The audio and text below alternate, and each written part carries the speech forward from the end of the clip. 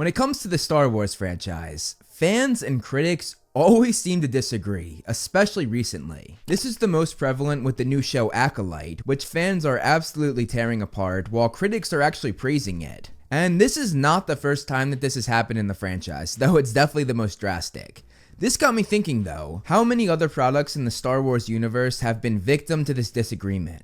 I did some research and I put together how both fans and critics ranked each piece of media in the franchise. And in this video, we're going to compare the critics ranking to the fans ranking. Now, for this video, I'm only looking at the live action products, so all of the animated shows and movies aren't being taken into account. I also chose to leave out the holiday special as well as the Ewok films because I just wanted to focus on the live action films and shows that are canon to the current timeline. Make sure you stay till the end of the video because there I'm going to go over some shocking conclusions. Also, if you enjoy this video, hit that like button. It will greatly help the channel with the algorithm. And if you like what you see, hit that subscribe button, and you can also follow me on all of my other social medias, all of which are linked down below, and all of which house similar content that I make here on this channel. Now that I've said that, let's get the video started. In dead last at number 17, critics have The Rise of Skywalker with a 51%. Meanwhile, fans have this 11 spots up at number 6 with an 86%. This is a 35% difference, which actually really surprised me seeing the fans rank it this high. I've definitely seen fans hate on this movie. A large number of them though seem to think that this was a good wrap up to the sequel trilogy. Many big Star Wars influencers did enjoy it and did voice that, which might have swayed some fans, but clearly critics had a different opinion. At number 16, critics have The Phantom Menace with a 52%. Meanwhile, fans have it 3 spots up at number 13 with a 59%, which is a 7% difference. Looking at the prequel trilogy is interesting because when they came out, especially The Phantom Menace, they were despised, similar to how fans are treating Acolyte. Okay, maybe not that bad, but it was still pretty brutal. With that being said, fans of my generation who grew up with these films actually really enjoyed them, and I think this led to the fan score being much higher than it used to be, because back then, fans actually ranked this lower than critics did. At number 15, critics have Attack of the Clones with a 65%, while fans have it 1 spot up at number 14 with a 56%, which is a 9% difference in favor of the critics, despite the fact that fans ranked it higher. This is a great example of something I realized while making this video. Star Wars fans are far more critical of these movies than critics are, which I'll continue to go over as we go through the video. But going off that point, if we go back to number 17, the lowest score critics have is a 51%,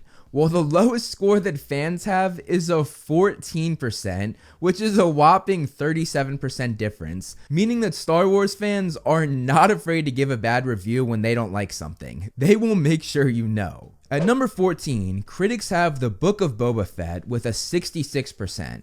Meanwhile, fans have this ranked 1 spot back at number 15 with a 50%, which is a 16% difference. 16% is a pretty large gap considering it's ranked only 1 apart from each other. Also, looking at the last 2 rankings, fans and critics have both of these swapped, which is interesting. At number 13, critics have Solo: A Star Wars Story with a 69%. Meanwhile, fans have this 2 spots up at number 11 with a 63%. This is a 6% difference, but once again in favor of the critics, despite the fact that fans had it ranked higher. Another example that shows that Star Wars fans can be a little bit more harsh. This movie had so many rewrites, and their lead role for Han Solo famously had to take acting lessons while filming, which might have been a little exaggerated, but the fact that that was even reported is wild. At number 12, critics have Revenge of the Sith with a 79%. Meanwhile, fans have this ranked 3 spots up at number 9 with a 66%, which is a 13% difference, but once again in favor of the critics despite the fact that fans ranked it higher. Revenge of the Sith is also victimized with the early 2000s prequel hate, and honestly, I feel like a lot of people of this generation say that it should be much higher than this. At number 11, critics have Obi-Wan Kenobi with an 82%. Meanwhile, fans have this 1 spot back at number 12 with a 61%, which is a 21% difference. This is another example of a large gap in percentile when the ranking is very close, which once again goes along with my sentiment that Star Wars fans are harsher than critics. I feel like this show was a letdown for fans because it had a lot of hype, especially for prequel fans, and unfortunately, most feel it didn't really deliver. At number 10, critics have Return of the Jedi with an 82%. Meanwhile, fans have this 7 spots up at number 3 with a 94%, meaning fans had this 12% higher than critics. I was trying not to give my own opinions in this video, but I have to comment on this. This is absolutely criminal on the critics' part. Return of the Jedi is the finale of one of the greatest movie trilogies of all time. This film being this far back shows how much critics glaze the new Disney products. It's absolutely wild. I can't even believe it was this low. At number 9, critics have Acolyte with an 83%.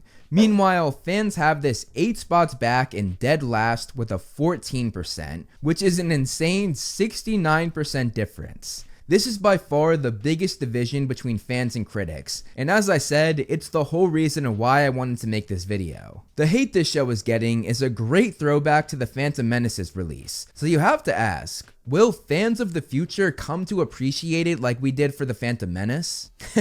I couldn't even say that with a straight face. No, they're not. At number 8, critics have Rogue One with an 84%. Meanwhile, fans have it 3 spots higher at number 5 with an 87%, which is only a 3% difference, which is a smaller gap in percentile than I would have thought considering the fact that there's a 3-spot difference between them, which is a large gap when there's only 17 places. This, to most Star Wars fans, is the best Disney-made film. It really captured the universe of Star Wars that the original trilogy had. And interestingly, like Solo, this movie had a lot of rewrites, and you can really see that from the early trailers. But the rewrites here seem to pay off, unlike in Solo.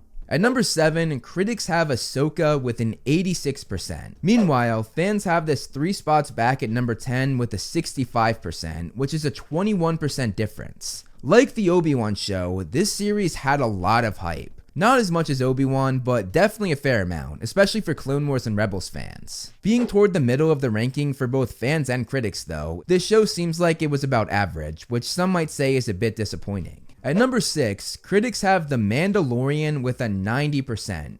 Meanwhile, fans have it 2 spots back at number 8 with a 78%, which is a 12% difference. I think this would have been higher for fans had it not been for the most recent Mandalorian season, Season 3, because it seems as though fans and critics were pretty unanimous when it came to Season 1. Honestly, this is closer than anything we've seen thus far, with only a 1% difference between the two sides. However, we're looking at the show as a whole, and fans have spoken on how they feel about it, pushing it back a fair amount. At number 5, critics have The Last Jedi with a 91%. Meanwhile, fans have this 11 spots back at number 16, which is second to last place with a 41%. This is a 50% difference, the largest margin we've seen thus far besides Acolyte. I think most agree that this film was shot beautifully and looked really amazing, which swayed the critics. However, this wasn't enough to sway the fans who disliked the story, pretty much assassinating Luke Skywalker's character. At number 4, critics have The Force Awakens with a 93%.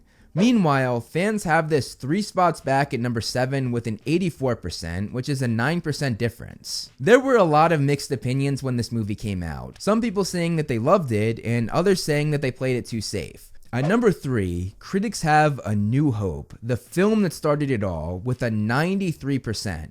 Meanwhile, fans have it 1 spot up at number 2 with a 96%, which is just a 3% difference. This makes this one of the closest in the entire video, both for the ranking and the percentage. No one can deny that this was one of the most influential films of all time.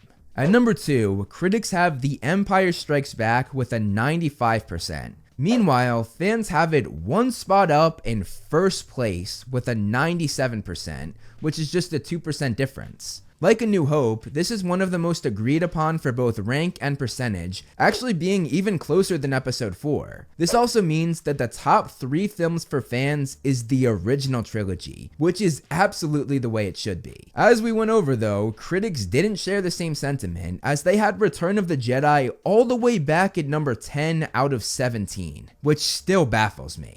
Also, just to point something out, critics had Acolyte, Ahsoka, The Last Jedi, and The Force Awakens ranked above the finale of one of the greatest trilogies of all time. How?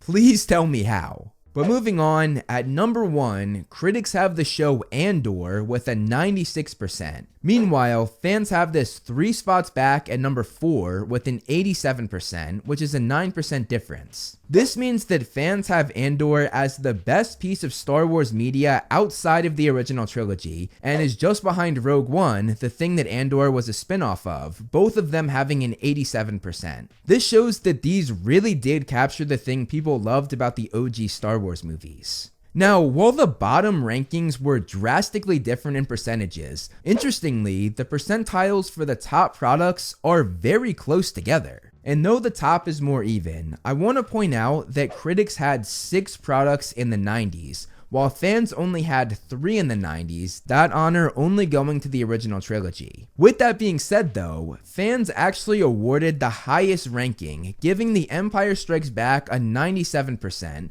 while the critics' highest score was a 96%. Here's a final look at the full list. This video ended exactly how I thought it would, with fans and critics not agreeing on a single ranking, which is crazy because I've done this with other franchises and they all had at least 1 or 2 in common, and normally more. But anyway, tell me what you think. Were there any that surprised you, or did this turn out the way you expected? There are definitely a few that shocked me, but overall, I think it was pretty accurate to what I thought it would turn out to be. That's all I have for you guys today though, so I will see you in the next video.